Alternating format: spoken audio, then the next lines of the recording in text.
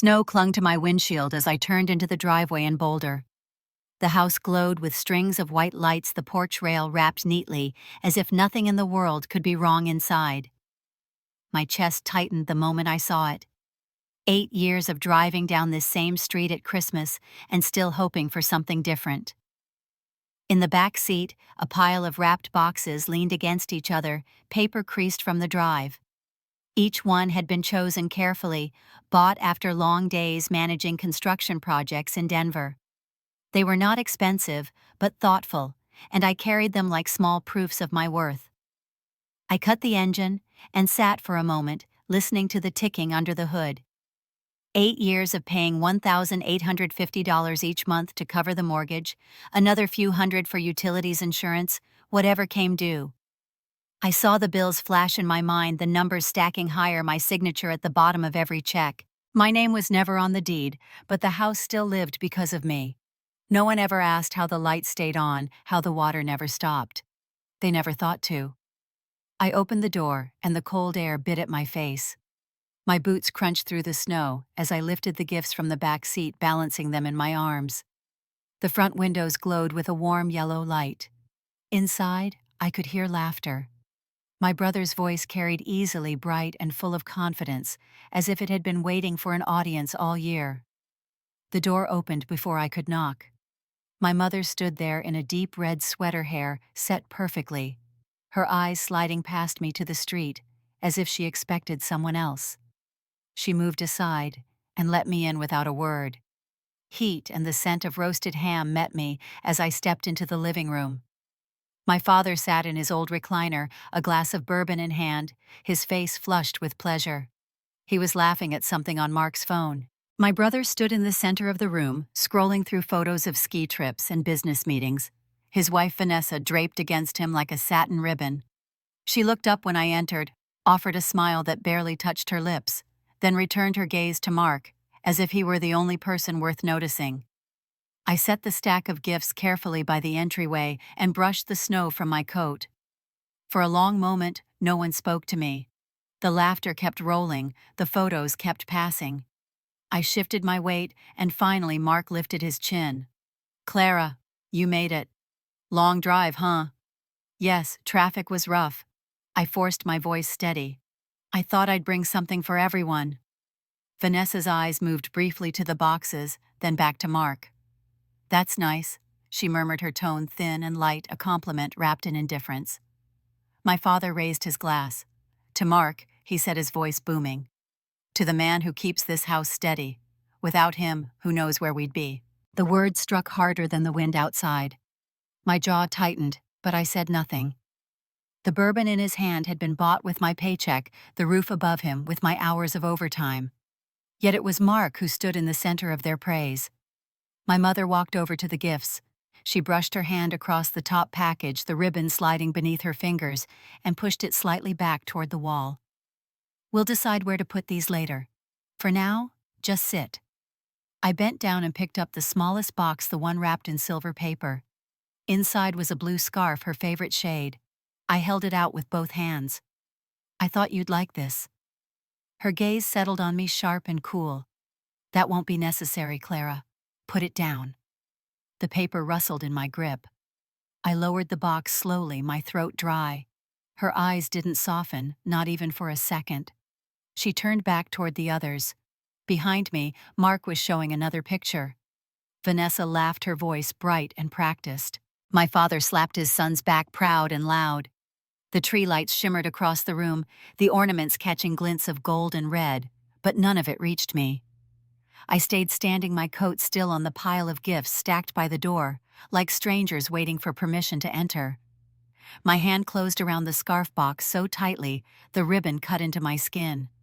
I could feel my pulse in my palm, hot and fast. The laughter rose again, louder this time, but it felt far away. The warmth of the house pressed against me, yet I shivered. Outside, the snow kept falling soft and relentless, and I knew that what had just happened was not the end. Something worse was waiting, and it was coming sooner than anyone here imagined. I remembered being 10 years old, standing in the school auditorium with a certificate clutched in my hands. The other kids ran to their parents waving ribbons and trophies, their moms and dads snapping pictures with flashing cameras. I searched the rows of folding chairs for my mother's face, my father's nod of approval. They never came. I rode home on the bus with the paper folded in my backpack, and when I showed it to Linda, she smiled politely and set it aside on the counter beneath the grocery coupons. That was all the recognition I got. Mark was different. He brought home a participation ribbon from a neighborhood baseball league, and the house filled with balloons. Dad grilled steaks, Mom baked a cake, and the neighbors came by to congratulate him. He soaked in the praise, shoulders squared, certain that he had done something remarkable. I sat in the corner with a slice of cake that tasted like cardboard. The pattern never stopped. At my high school graduation, I wore the gown, crossed the stage, heard my name echo across the gymnasium. I scanned the crowd, but there were no familiar faces waiting with flowers. That evening I sat on the steps outside the school until my friend's parents offered me a ride home. At the same time, Mark won a small award for a science fair project, and our parents threw him a barbecue that lasted all weekend. The contrast was so sharp, it left a scar I carried quietly for years. College did not change things. When I graduated from Colorado State with honors, I walked out into the sunlight clutching my degree. I dialed my parents, hoping for even a short congratulations. The call went to voicemail. Later, I learned they had driven to Aspen to celebrate Mark closing a modest furniture sale. It was nothing extraordinary, but they made it sound like he had built an empire overnight. I pushed through anyway, because work was the only place I could measure my value. I took a position with Redstone Construction in Denver and buried myself in projects. I became the person who stayed late, who covered deadlines, who fixed problems others walked away from. But even there, the recognition slipped past me. I remembered standing in David Carter's office, the regional manager with his sharp suits and tired eyes. I had turned down a promotion because my mother had called asking for help with their mortgage paperwork. I thought sacrificing one opportunity would prove I was loyal to my family. David leaned back in his chair and said bluntly that no one remembers sacrifices, they only remember results. His words cut deeper than he realized, because I knew my parents would never see my results either. Lisa Bennett, one of the few colleagues I trusted, caught me crying in the stairwell that evening. She said I deserved better, that I should not keep trading my future for people who never showed up for me. I wiped my eyes and laughed it off, but she was right. I had made a habit of giving without asking for anything back, and the habit was killing me slowly. Even small memories returned with painful clarity. The birthday parties, forgotten the Christmas mornings where my name never made it onto the family Christmas card, the way Linda corrected me in front of relatives, as if I were a child, even when I was 30. My father would tilt his head and say Mark had vision while I was simply dependable. Dependable sounded safe, but what it really meant was invisible. Sitting on the edge of the couch that Christmas Eve watching my brother hold court in our parents' living room, the old hurts pressed down harder than the snow outside. My chest felt heavy, not only with the weight of the gifts I had carried, but with the years of silence I had swallowed. My phone buzzed in my pocket. I slipped it out quietly, the screen glowing in the dim light of the tree. It was a message from Maggie, my cousin who was 27 and studying law in Denver. She had always seen through the family performance. The text read, "You don't deserve this. You never did. You are worth more than they will ever admit." I stared at the words, my throat tightening. For once, someone had said out loud what I had always whispered to myself in the dark. I slipped the phone back into my pocket, clutching it like a lifeline. Around me, the laughter grew louder. Vanessa pouring wine, Robert booming with approval, Linda adjusting ornaments as if everything were perfect. But beneath the glittering lights and the polished surface, cracks were widening. I could feel them. And I knew the night was moving toward a moment that would break more than just my patience. Something was coming, and this time I would not look away. The clinking of glasses cut through the chatter as I shifted on the edge of the couch, my hands folded tightly in my lap. I had placed the wrapped boxes near the tree, hoping at least the sight of them might soften the room. Vanessa leaned forward, her eyes glinting in the light as she let out a soft laugh. "So many packages, Clara. I guess it really is the thought that counts. Her words floated above the laughter, but I felt the sting sink deep. I bit the inside of my cheek and forced a small smile. No one else seemed to notice, or if they did, they chose to ignore it. Mark slipped an arm around her shoulders and whispered something in her ear that made her grin wider. My chest burned, but I stayed quiet. Robert rose slowly from his recliner glass in hand and lifted it high. His voice filled the room heavy with pride. To Mark, to the man who keeps this house standing strong. Without him, none of us would be sitting here tonight. The others echoed his toast glasses, clinking smiles shining. My eyes locked on my father's face, searching for any flicker of acknowledgement, some sign that he knew the truth. The words hammered into me every syllable, reminding me of the checks I had written, the bills I had paid, the hours of overtime I had worked to keep their lives untouched by struggle. The room blurred for a moment, the lights on the tree bending into streaks of gold. Linda moved closer, her steps measured and deliberate. She stopped just a few feet away, her eyes fixed on me with the same chill I had felt at the door. "You never really belonged here, Clara." Her voice was quiet, but sharp enough to slice through the laughter around us. It was not said in anger, not even in haste. It was delivered like a truth rehearsed 1,000 times, spoken finally aloud. I felt the weight of every year pressing down at once, the birthdays forgotten, the graduations unattended, the nights I worked alone, while they celebrated Mark's smallest victories. My hands tightened until my nails dug into my palms. Mark cleared his throat as if nothing had been said and launched into another story about a new contract for his business. Vanessa tilted her head back and laughed as if the words from my mother had not hung in the air like smoke. My father nodded along proud, raising his glass again. I sat very still, my heartbeat loud in my ears. The room felt smaller, the air thick and stifling. I looked at the stack of gifts, the silver paper catching the glow of the lights. I had brought them with the hope of being seen, but now they looked foreign, almost foolish, as if they had been left by someone who had wandered into the wrong house. Linda's words echoed, weaving themselves around every corner of my memory. "You never really belonged here." My lips pressed together, my jaw tightening, my body trembling not with fear, but with something colder. I lifted my head and my eyes swept across the room. They landed on each face in turn, and a strange calm settled over me. The laughter swelled again, the clatter of plates and the rustle of wrapping paper filled the space. I remained silent, but inside me something had shifted. My gaze hardened, no longer pleading, searching for recognition. It was steady, unyielding, and colder than the snow falling outside. The warmth of the room pressed close, yet I felt a chill crawl through me. I knew I could not change them, but I could change myself. And as I sat in the glow of the tree, my eyes fixed and unblinking, I sensed that the night was not finished. The fire waiting outside had not yet been lit, but I could already feel the heat of it approaching. The scrape of chair legs against hardwood pulled me back to the present. Mark stood and stretched, then glanced at the stack of packages by the door. Without warning, he strode over, scooped them into his arms, and grunted toward the front porch. Vanessa clapped her hands like a child entertained at a carnival. Dad rose to his feet, bourbon sloshing in his glass, his face flushed with the thrill of performance. Linda followed, adjusting her sweater, as if this were a ceremony long rehearsed.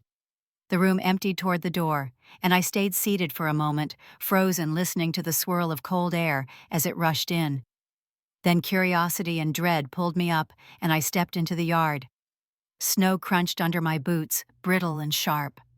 Mark dumped the pile of gifts onto the patio table, his breath puffing white in the night. He struck a match with the same casual air he used to light a backyard grill. Vanessa lifted her phone, holding it high, the screen glowing blue against the dark. Robert raised his glass voice, booming across the neighborhood. To family, he shouted, to learning hard lessons. His grin widened. "This is a lesson for you, Clara." He tipped his drink in my direction as the match found paper. Flames caught instantly, licking the edges of silver and red, wrapping curling ribbons into blackened threads. The air filled with the smell of burning glue and ink, sharp and acrid. The fire grew higher, feeding on layer after layer of paper, until the boxes split open and sparks spun up into the night.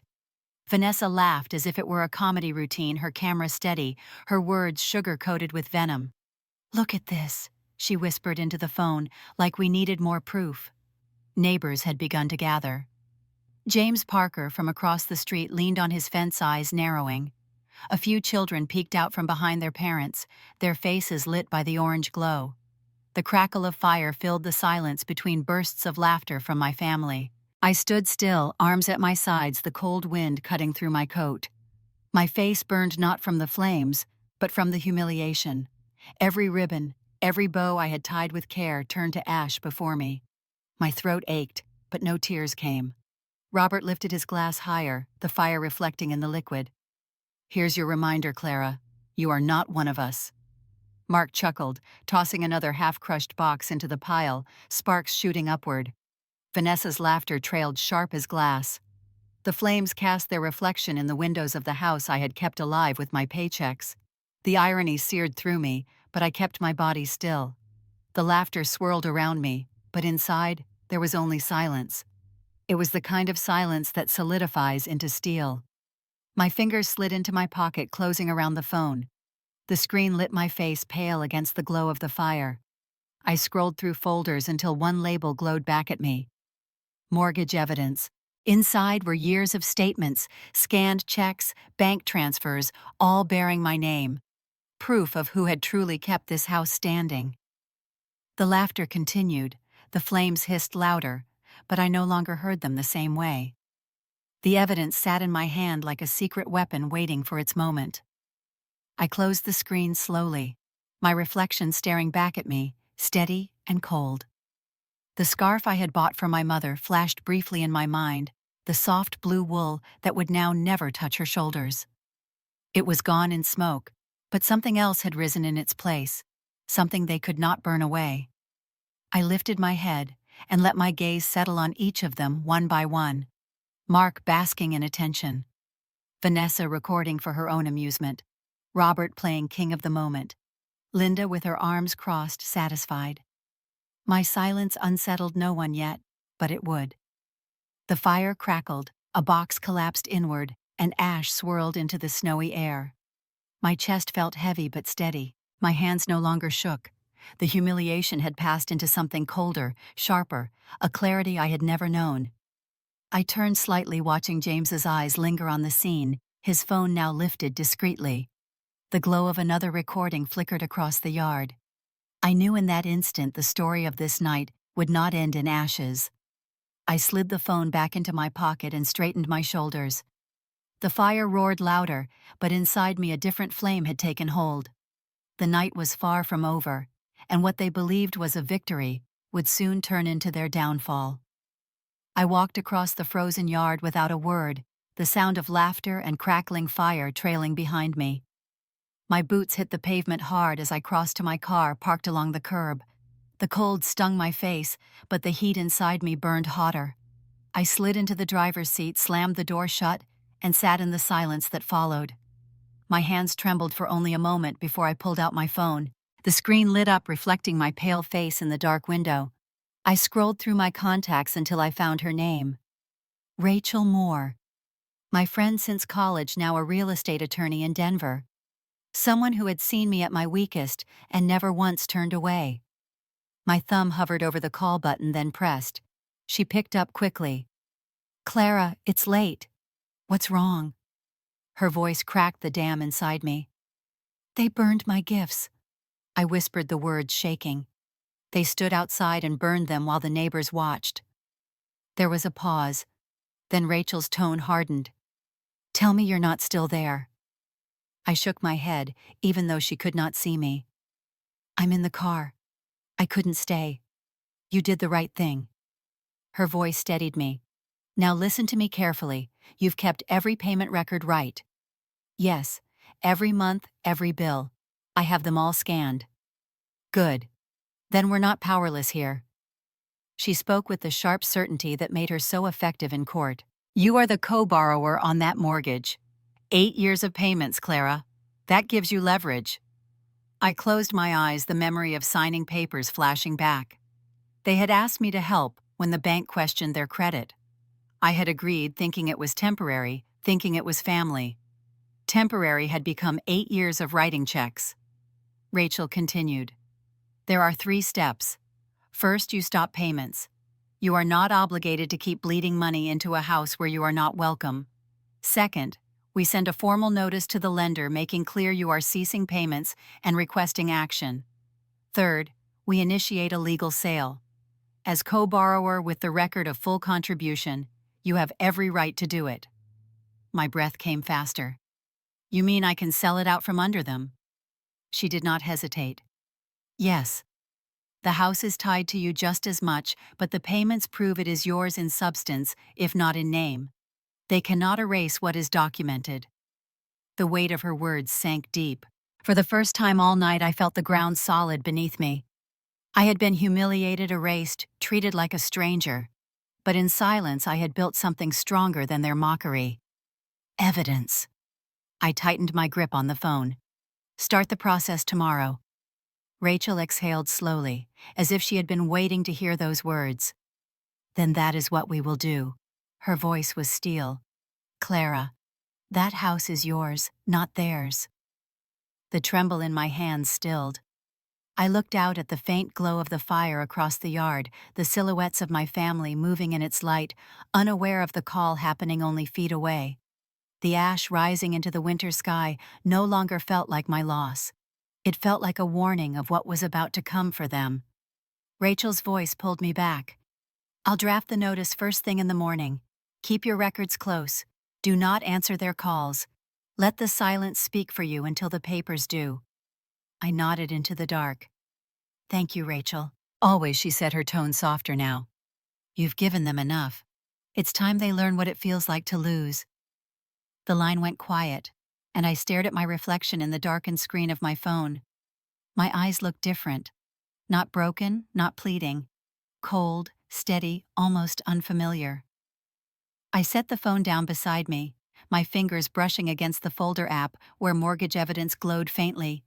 Proof of everything they denied waiting like a loaded weapon. Outside, the laughter carried across the snow, but to me, it sounded thin, brittle, ready to shatter. The night pressed close, heavy and still, and I knew this was only the beginning. The fire they started had lit something they would never be able to put out. The next morning my phone buzzed before the sun had fully risen. I rubbed the sleep from my eyes and saw the screen filled with notifications. James Parker, the neighbor who had stood silently at his fence the night before, had posted a video. The clip showed the fire blazing on the patio, Mark laughing with a match in hand, Vanessa recording on her own phone, Robert raising his glass as if he were the master of a ceremony. The gifts collapsed into smoke and ash, while my mother stood nearby with that familiar expression of cool satisfaction. The post was already spreading through the local Facebook community. Comments poured in beneath it, each one sharper than the last.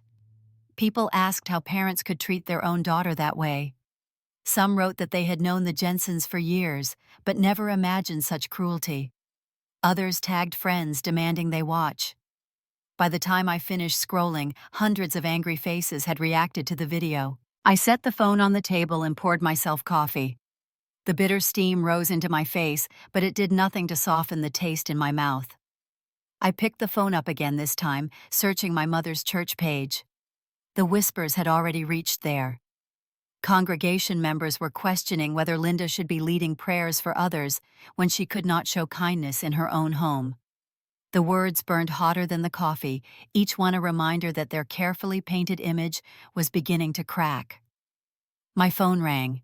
The name flashing on the screen made my stomach clench. Mark. I watched it vibrate across the table but did not touch it. It stopped, then started again. I left it ringing, the sound fading into silence each time. He had never called me without needing something, and now I would not give him the satisfaction of hearing my voice. I scrolled back to the video and read more of the comments. One woman wrote that no amount of bourbon or bravado could disguise a man humiliating his own daughter. Another said the video made her cry that no one deserved to be treated like that. A few even speculated about money, wondering aloud why I had not walked away years ago. My fingers traced the edge of the phone, and I felt a cold satisfaction settle over me. They did not know the whole story yet, but soon they would. The phone lit again. This time it was Linda. I declined the call and turned the ringer off completely. The silence in the room was heavy, but it felt like mine. I moved to the window and looked out over the Denver skyline. Snow covered the rooftops, muffling the city's noise. My reflection stared back at me in the glass, calm and steady, so different from the woman who had stood shivering in the yard only hours before. The comments echoed in my head, strangers rallying against the people who had spent years erasing me. Another message came through, this time from Maggie. I opened it without hesitation. She had seen the video too. Her words glowed bright against the screen. They will never admit it, but the whole world can see who you really are now. Do not answer them. Just wait. I typed back a single line. I am done being silent. I sat back down, opened the folder labeled Mortgage Evidence, and scrolled through the files once more. Every payment was lined up neatly, every transfer accounted for. The proof was stronger than the fire had been stronger than their laughter. The video kept climbing in shares and comments, spreading from neighbors to people I had never met. Their humiliation was public now, but what came next would be private and irreversible. I set the phone face down on the table, the glow dimming. My coffee had gone cold, but I did not care. Outside, the snow kept falling quiet and relentless. Inside, I felt the stillness of a storm waiting to break. The calls had stopped for the moment, but I knew they would try again. What they did not know was that Rachel was already preparing the notice, and once it landed, no amount of pleading would change the outcome. The first week of January arrived cold and sharp, the kind of winter air that burned in your lungs. I drove up to Boulder with Rachel beside me, a folder of documents resting on her lap. The notice had been prepared, stamped, and mailed to the lender. We were not required to deliver it in person, but Rachel insisted on coming with me to face them.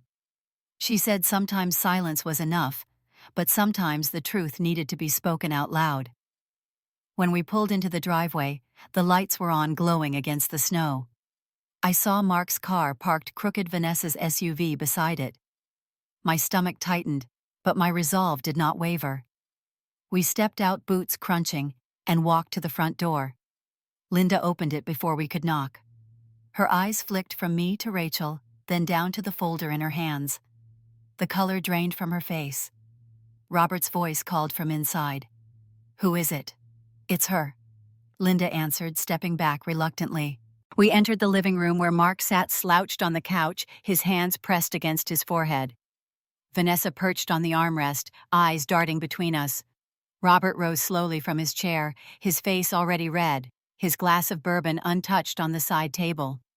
Rachel spoke first, calm and clear. "We have served notice to the lender. Payments are ceased effective immediately.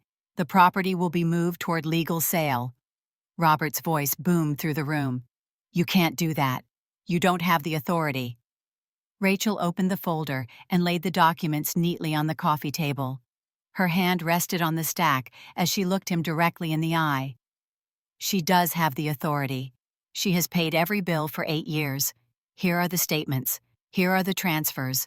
Every month, every dollar in her name." I watched his eyes skim the lines, the dates, the total amounts.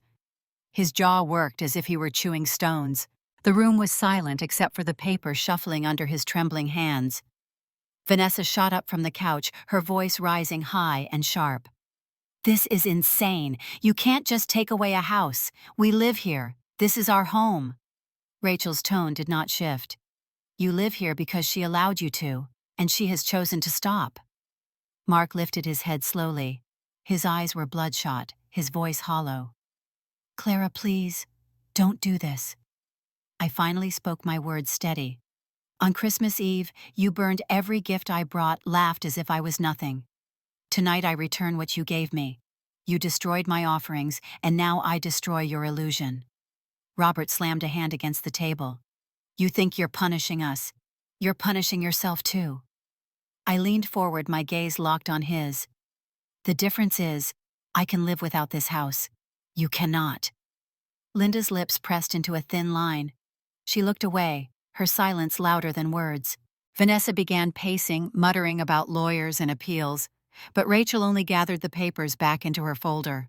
"The process has already begun," she said. "Nothing you say here can change that." Mark buried his face in his hands again, his shoulders shaking. The sound of his muffled sob filled the space where laughter had lived weeks ago. I stood taller, the weight of years lifting from my chest. My eyes swept across the room from Robert's silence to Linda's cold stare, from Vanessa's fury to Mark's despair. "Christmas Eve," I said quietly, "you burned my gifts. Tonight I burn away the lie that held this family together." Robert tried to speak, but no words came. His mouth opened, then closed, his body sagging back into the chair. The fire in his eyes was gone, replaced by something I had never seen before: defeat. The room fell completely silent. No one laughed, no one moved. The only sound was the ticking of the clock on the mantel. Rachel touched my arm lightly, a signal it was time to go. I nodded, turned toward the door, and walked out into the cold night air. The snow crunched beneath my boots, and behind me, the silence of that house clung like smoke. As we reached the car, I looked back once. The light still glowed warm in the windows, but the warmth inside was gone. I knew the walls would soon be stripped bare, the furniture hauled away, the family left standing on the curb. I climbed into the driver's seat, started the engine, and felt the vibration hum through me. For the first time in years, I did not feel powerless. The process had begun, and there was no turning back. 1 week later, the moving trucks pulled into the driveway in Boulder. I parked down the street far enough that they could not see me, but close enough to watch. Snow had begun to melt along the curbs, leaving slush that soaked into the soles of their shoes as Robert and Mark dragged furniture toward the truck.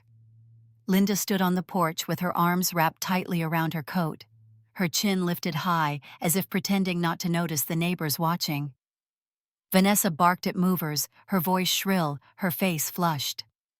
The block was quiet, except for the thud of boxes and the scrape of heavy furniture. Curtains shifted in nearby windows. People whispered on sidewalks, some shaking their heads, some crossing their arms in satisfaction. The Jensens had always kept up appearances, boasting at church, hosting neighborhood gatherings, speaking of legacy and stability. Now their legacy was stacked in cardboard taped shut and carried out piece by piece. A woman from across the street paused on her porch, her child tugging at her sleeve, and I caught the way her eyes lingered on Linda. It was not pity. It was something closer to contempt. Karma had a way of showing up quietly and then making itself very clear. Mark stumbled under the weight of a box and dropped it into the slush. Robert bent to help, his breath coming heavy, his pride burning out with every visible strain. For years they had told me I did not belong, but in that moment it was clear they were the ones being pushed out. I stayed long enough to see the last piece of furniture disappear into the truck. When the movers shut the doors, a silence fell heavier than the winter air. They climbed into cars, the engines starting one by one, and soon the driveway was empty except for dirty streaks in the snow. The house stood still, its windows dark.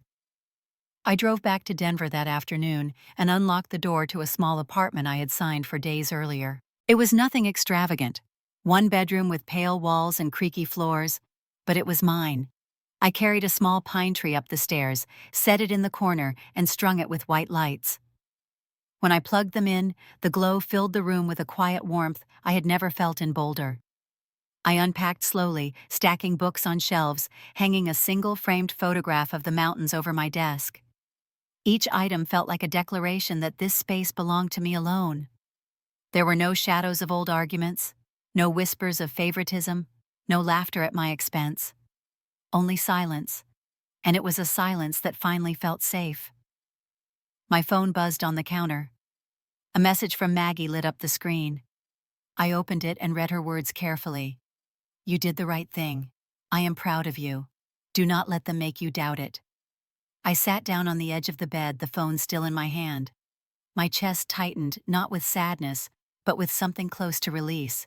For so long I had waited for my parents' approval, for Mark's recognition, for any small sign that I was worth something to them. Instead, it came from the cousin who had always watched from the sidelines, the one person who dared to say aloud what others only thought. I typed back, "Thank you. That is all I needed to hear." The tree lights flickered softly, reflecting off the window pane. I poured myself a glass of water and stood at the window looking out at the city below. Cars moved along the street. People hurried with scarves pulled high against the cold. And for the first time in years, I did not feel invisible among them. The memory of Christmas Eve returned, the flames rising, the sound of paper crumbling into ash. They thought they had erased me, but the fire had only burned away the last of my illusions. Family was not always safety. Blood did not guarantee love.